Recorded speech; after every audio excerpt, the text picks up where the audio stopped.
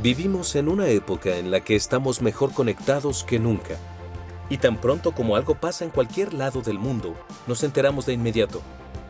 Pero con tanta información a nuestro alcance, puede ser difícil filtrar lo realmente importante de lo superficial.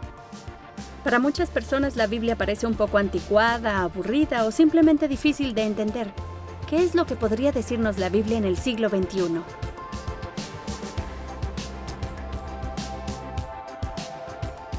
Como documento histórico, yo creo que sí es muy relevante. No, es una idea anticuada. Yo creo que para algunas personas sí, no para todos, obviamente. Como un libro, pero no como que tenga que ver con la fe. Para mí la Biblia es una historia contada por alguien, como cualquiera.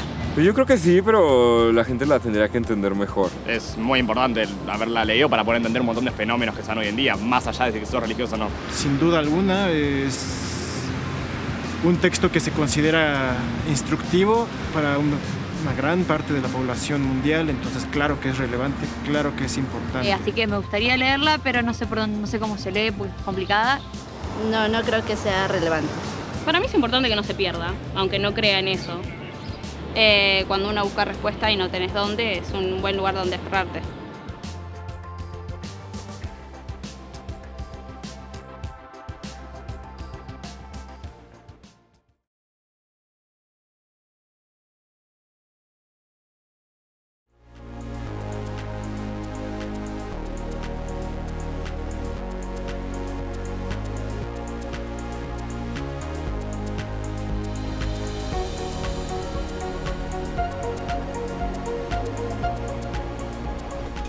En el siglo XVIII, el filósofo francés Voltaire predijo que la Biblia se convertiría en una pieza de museo en un plazo de 100 años y sería reemplazada por filosofías más avanzadas. Pero en la actualidad la Biblia sigue siendo el libro más popular del mundo, la creación literaria más exitosa de todas las épocas. Cada año, más de 100 millones de Biblias son vendidas o regaladas. Se ha descargado la Biblia de la aplicación YouVersion más de 200 millones de veces. La Biblia es el libro bestseller del año, cada año. De hecho, es tan popular que se ha excluido de las listas semanales de bestsellers. La Biblia sería el libro más vendido a la semana, cada semana. Muchos dirían que la Biblia es el libro más popular de todos los tiempos, porque también es el más poderoso. Puede cambiar personas y sociedades. El día de su coronación, a la reina de Inglaterra se le dio una Biblia con estas palabras: le presentamos este libro, lo más valioso que tiene este mundo. La Biblia es infinitamente preciada. El escritor de los Salmos describe la Biblia como algo más deseable que el oro. De hecho, es tan preciada que algunas personas han arriesgado su vida para compartirla con otros.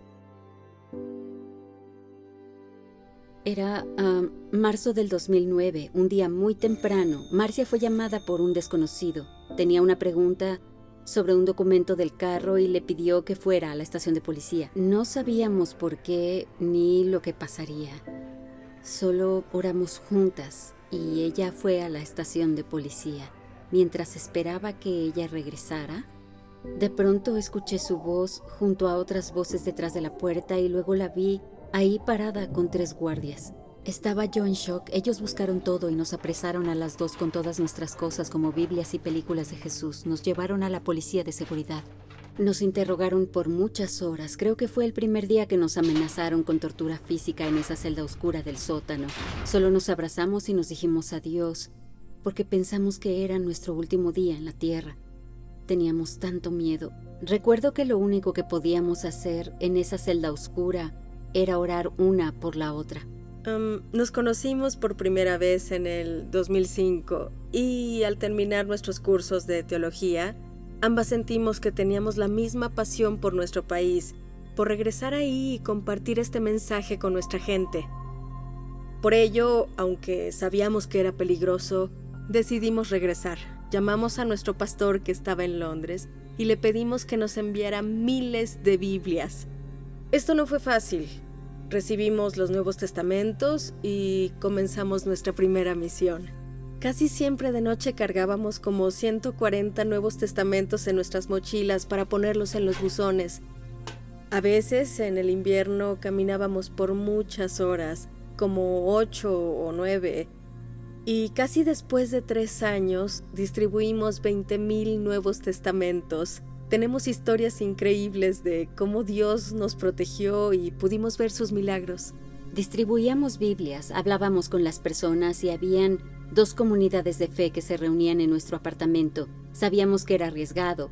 Pasamos casi 9 meses en prisión y estuvimos 14 días separadas. Nos pusieron en aislamiento. Puedo decir que en esos 9 meses tuvimos como 10 juicios en 10 tribunales y en cada uno los jueces y los fiscales nos amenazaban con la ejecución por la horca y querían poner presión para que neguemos nuestra fe en Jesús. No teníamos una Biblia con nosotras, pero aprendimos a vivir de los versículos de la Biblia. Y cada día orábamos y pedíamos a Dios que nos dé el poder de vivir esos versículos para que nosotras, otros prisioneros, puedan verle a Él. Fue casi después de 9 meses que supimos que teníamos apoyo desde diferentes partes del mundo. Y debido a todos esos defensores, el gobierno tuvo que liberarnos, aunque no fue su deseo. Marcia habló de las Biblias que dejábamos en los buzones de cartas. Al hacerlo, solo orábamos por esas Biblias. No sabíamos quiénes las recibirían. Hace 2 años atrás estábamos en Australia y nos invitaron a una iglesia. Después de nuestro testimonio, una pareja subió al escenario. Ambos lloraban y comenzaron a contar su historia. Dijeron que la esposa encontró una de esas Biblias que habíamos dejado en los buzones. Encontraron la Biblia y toda la familia se convirtió a Cristo solo con leer el Nuevo Testamento que pusimos en el buzón. La Biblia es inspirada por Dios. Pablo nos dice, toda la Escritura es inspirada por Dios. La traducción literal de la palabra griega es exhalada por Dios. La Escritura es exhalada por Dios. ¿Por qué creo que la Biblia es inspirada por Dios? En pocas palabras, y esto es para simplificarlo más, afirma serlo, parece serlo y prueba serlo. Afirma serlo, este es un ejemplo. Pablo dice, toda la Escritura es inspirada por Dios. Parece serlo, cuando la lees, parece ser cierto y prueba serlo. He descubierto que en mi vida, al poner la Biblia en práctica, al leerla, he sentido que Dios me habla a través de ella. Yo te invito a hacerlo, inténtalo, y descubrirás que prueba ser la palabra de Dios. El Papa Francisco en su carta Evangelii Gaudium, la alegría del Evangelio, exhorta a todos a estudiar la Biblia por sí mismos. Él dice, nosotros no buscamos a tientas ni necesitamos esperar que Dios nos dirija la palabra, porque realmente Dios ha hablado, ya no es el gran desconocido, sino que se ha mostrado. Acojamos el sublime tesoro de la palabra revelada. En un periodo de 1600 años, la Biblia fue escrita por al menos 40 autores. Reyes, eruditos, personas pobres, filósofos, pescadores, poetas, estadistas, historiadores, profesores, profetas, doctores, escribieron diferentes tipos de literatura como historia, poesía, profecía y epístolas. La Biblia es 100% el trabajo de autores humanos, pero también es 100% inspirada por Dios. ¿Cómo puede ser? La Catedral de San Pablo en Londres fue construida por Sir Christopher Wren, el arquitecto inglés más grande de su época. La construcción inició en 1675 cuando tenía 43 años de edad y continuó bajo su dirección 36 años. Se terminó en 1711 cuando él tenía 79 años. A pesar de que Christopher Wren construyó la Catedral de San Pablo, no colocó ni una sola piedra. Participaron muchas personas, mamposteros, carpinteros, trabajadores y artistas. Pero Sir Christopher Wren fue la inspiración detrás de la obra. Con la Biblia hay muchos escritores diferentes, pero un arquitecto, una inspiración detrás de todo, Dios mismo. Eso no significa que no hay dificultades. El apóstol Pedro, al hablar sobre las epístolas de Pablo, dijo, hay en ellas algunos puntos difíciles de entender. Claro que hay muchas dificultades en la Biblia, dificultades morales e históricas y aparentes contradicciones. Y si has intentado leer el Antiguo Testamento, sabes que hay cosas contradictorias y puedes pensar, ¿cómo puede ser inspirado por Dios? es parecido al sufrimiento y al amor de Dios. En el corazón del cristianismo está el amor de Dios, pero al observar el mundo ves todo el sufrimiento que existe y piensas cómo puedes integrar el amor de Dios y el sufrimiento en el mundo. No es sencillo. De la misma forma, ¿cómo puedes integrar la inspiración de la Escritura y las dificultades que encontramos en la Biblia? Algunas de estas contradicciones se pueden resolver entendiendo el tipo de literatura que estás leyendo y el contexto en el que fue escrita. Y Jesús es la clave para interpretar lo que leemos. Jesús es amor, es la revelación suprema de Dios. Si queremos saber cómo es Dios, Él es como Jesús. Yo he descubierto que entre más confías en que la Biblia fue inspirada por Dios, más la entiendes. La principal forma en que Dios se comunica con nosotros es a través de la Biblia. Es su revelación. A veces las personas dicen, bueno, si existe Dios, ¿por qué no se muestra? ¿Por qué no se revela a nosotros? La respuesta es, lo hace. Para empezar, Dios se ha revelado a través de la creación. El salmista dice, los cielos cuentan la gloria de Dios. El firmamento proclama la obra de sus manos. Es como cuando vas a la montaña y contemplas la belleza de la creación, la magnificencia, las admirables escenas que ves. Y dices, ¡wow! Tiene que existir Dios. O miras el cielo de noche y ves las estrellas. Y dices, alguien debió haber creado todo esto. El simple hecho de estar aquí, el hecho de que existe algo y no la nada, no señala a un creador. El ajuste tan preciso del universo solo puede haber sido hecho por Dios. El hecho de que somos creados con esta añoranza de algo más, una añoranza por Dios.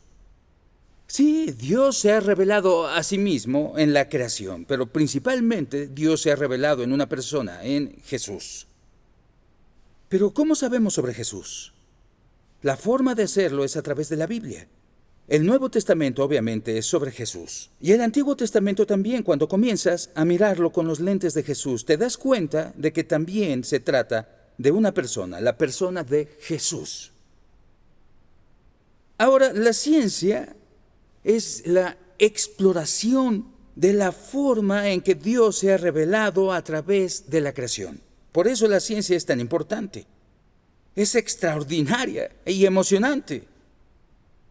Y la teología es la exploración de cómo Dios se ha revelado a sí mismo en Jesús y en la Biblia.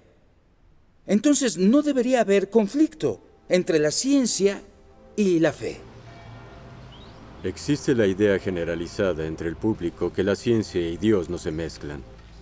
Y es curioso porque si hablamos del desarrollo de la ciencia en los siglos XVI y XVII, todos sus pioneros creían en Dios. De hecho, eran cristianos de alguna u otra forma. Hablamos sobre Galileo, Kepler, Newton, etc. Kepler tiene una frase famosa, estamos pensando los pensamientos de Dios. No se pensaba que Dios obstruía la ciencia, sino que era el motor que la impulsaba.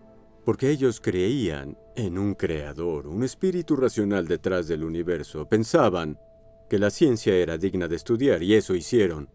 Así que no me siento avergonzado al decir que soy científico y cristiano, porque probablemente el cristianismo me dio mi vocación.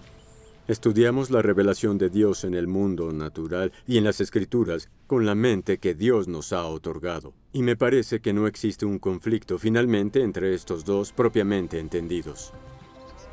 Es claro en los Evangelios que Jesús pensó que la Escritura del Antiguo Testamento fue inspirada por Dios. Para él, lo que la Escritura decía, Dios lo decía. Así es como también ha pensado la Iglesia en la mayor parte del mundo a lo largo del tiempo. La Biblia es inspirada. Es nuestra autoridad en cómo vivir. San Pablo dice que la Biblia es útil para enseñar, para reprender, para corregir y para instruir en la justicia, a fin de que el siervo de Dios esté enteramente capacitado para toda buena obra. La Biblia está llena de sabiduría práctica y principios. Cómo amar y perdonar a otros, consejos para una vida sana, el trabajo, educar a los hijos, cuidar a familiares ancianos y mucho más.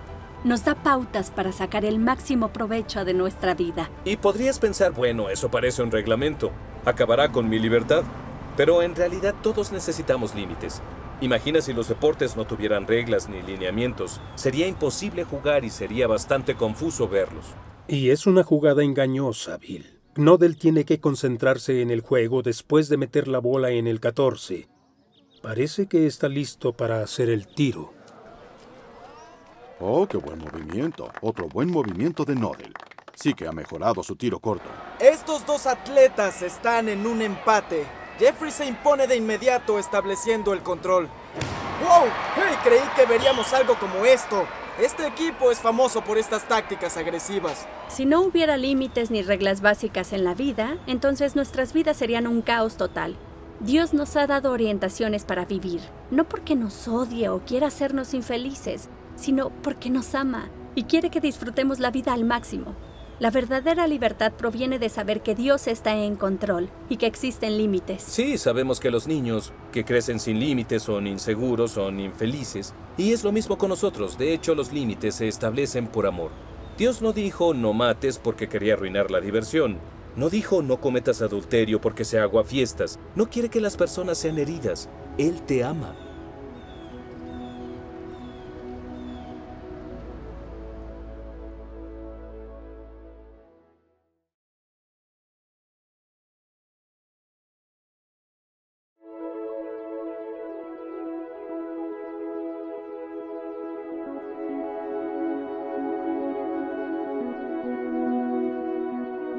A través de la Biblia, Dios ha hablado.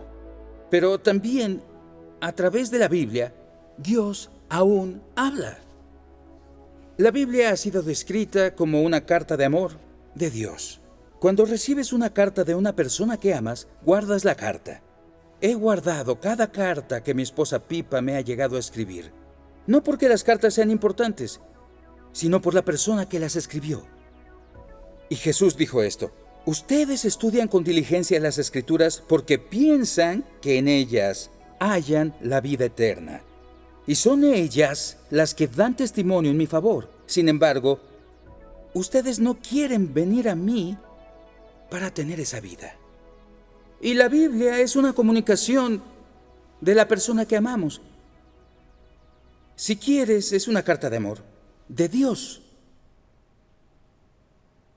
Y eso la hace tan emocionante de leer. Jesús afirma que el propósito de la Biblia no es solo estudiar la Biblia por sí misma. El propósito de la Biblia es traernos una relación con Jesucristo. Él dice que el propósito de este libro es traerte a una relación. Y esa relación es lo que importa. Tengo un amigo llamado Earl Smith. Todos los miembros de su familia eran adinerados. Él era tan rico que no necesitaba trabajar y en vez de ello empezó a consumir drogas. Consumió drogas tan fuertes que terminó en el hospital a la edad de 30. Alguien fue a visitarlo y le llevó un regalo. Una copia del Nuevo Testamento. Él estaba emocionado porque se dio cuenta que las páginas de su nueva Biblia eran perfectas para fumar hierba y comenzó a enrollar Mateo, Marcos, Lucas, y cuando llegó al Evangelio de Juan, finalmente empezó a leer. Después de leer el Evangelio de Juan, él llegó a la fe en Jesucristo y su vida no volvió a ser la misma nunca. Tuvo un impacto en toda su vida y en las personas a su alrededor, incluyendo a su psicóloga, una hermosa doctora llamada Tommy. Ella no podía entenderlo. No puedo entenderlo, le decía él. Yo lo tengo todo. Un buen trabajo, dinero, familia, amigos. Y aún así, dentro de mí, me siento completamente vacía. Mientras que tu vida es un verdadero caos. Y aún así, tienes esta extraordinaria paz interior. Entonces Earl le contó todo lo que había leído en la Biblia. Le explicó cómo se sentía al ser amado por Jesucristo. Él llevó a Tommy a conocer a Jesús. Y luego se casó con ella. Él y yo estudiamos juntos en la Universidad de Teología. Dios añora comunicarse con nosotros y estar en una relación con nosotros. Al final del Evangelio de Juan dice: estas se han escrito para que ustedes crean que Jesús es el Cristo, el Hijo de Dios, y para que al creer en su nombre tengan vida. La mejor forma de invertir en esta relación y escuchar a Dios y conocer a Jesús es leyendo la Biblia. Es fácil ser demasiado ambicioso. Podrías decir, voy a leer un libro de la Biblia cada día por 1 hora. Eso es muy ambicioso. O podrías dejarlo para 1 hora inapropiada. O por ejemplo, podrías leer 10 minutos en la mañana, preparar el desayuno y leer algunos versículos. Tienes que encontrar un lugar en donde no te distraigas. Lo más importante que necesitas es un plan. Decide qué vas a leer. Te sugiero que inicies con uno de los evangelios, los 4 libros sobre la vida de Jesús en el Nuevo Testamento, o podrías descargar el plan de lectura de la Biblia como la Biblia en 1 año. Hay muchas formas de leer la Biblia, solo encuentra la mejor para ti. Y hazlo de forma muy simple. Lee algunos versículos, ora y pídele a Dios que te hable. Piensa en lo que los versículos significan para ti. ¿Qué dicen sobre el carácter de Dios? ¿Cómo te incentiva todo esto? ¿Cómo te guía en las decisiones de la vida? ¿Qué podría pedirte Dios que hicieras diferente? ¿Y cómo puedes poner todo en práctica? Y no te preocupes si te topas con dificultades o partes que no logras entender. Yo he descubierto que es como un crucigrama. Empiezas con una casilla y a veces te encuentras con una que no puedes resolver. Pero eso no te para, vas a la siguiente casilla y tal vez es más sencilla, empiezas a completar algunas de estas. Y eso te da las letras que te ayudan a entender las más difíciles. He descubierto que es parecido con la Biblia. Lucho con algunas partes y mientras más lucho, más empiezo a entender otras partes que estoy leyendo. Y si esperas que Dios te hable a través de la Biblia, entonces lo hará. Es emocionante conocer a Dios y comunicarse con Él en esta forma. En los últimos 40 años que he sido cristiano, he leído la Biblia prácticamente a diario. No porque sienta que debo hacerlo, sino porque me encanta. Es como decir, ¿por qué desayuno a diario? Porque me gusta. Para mí, no leer la Biblia es como saltarse una comida, porque la Biblia para mí es mi alimento espiritual. Y quiero alentarte a desarrollar un patrón constante de leer la Biblia a diario, pidiéndole a Dios que te hable. Es una experiencia increíble cuando lo hace. Recuerdo, por ejemplo, cuando mi padre murió en el 81. Mis padres no iban a la iglesia cuando me hice cristiano y estaban un poco preocupados. Mi madre después se convirtió al cristianismo, pero mi padre, en realidad, siempre fue un poco cauteloso, yo diría, sobre mi fe. Y realmente nunca dio algún indicio de que tuviera fe. Entonces, cuando murió, claro que lo extrañaba. Yo estaba en shock por su muerte. Pero para mí había un ingrediente extra. Me preocupaba si tenía fe o no, si era cristiano. Unos días después de su muerte, estaba leyendo la Biblia y sentí que Dios estaba hablándome en un versículo. Esto fue en Romanos 10:13 y decía: todo el que invoque el nombre del Señor será salvo. Yo sentí que Dios me decía con ese versículo: tu padre sí me invocó y él fue salvado. Y eso fue tan reconfortante. Pero en ese momento, Pipa, mi esposa, entró a la habitación y dijo: acabo de leer un versículo y creo que es para tu padre. Es de Hechos 2:21 y dice esto: y todo el que invoque el nombre del Señor será salvo. Fue extraordinario porque esto solo está 2 veces en el Nuevo Testamento. Pipa leyó en una parte y yo leí en la otra. Luego, 3 días después, fuimos a nuestro grupo pequeño de estudio bíblico y estábamos estudiando Romanos 10, particularmente el versículo 13. Todo el que invoque el nombre del Señor será salvo. Esto ocurrió 3 veces en 3 días. Dios parecía estar hablándome con ese mismo versículo. Pero tal era mi falta de fe que la siguiente mañana en el camino al trabajo todavía estaba preocupado por esa cuestión. Y cuando salía del subterráneo miré hacia arriba y ahí en la estación había una valla publicitaria enorme. Y esta decía: todo el que invoque el nombre del Señor será salvo. Romanos 10:13. No olvido que a un amigo le conté la historia de lo que me pasó y me dijo: ¿crees que el Señor está intentando hablarte? Déjame hacerte una pregunta. ¿Crees tú que el Señor está intentando hablarte hoy? Y si es así, ¿se lo permitirías?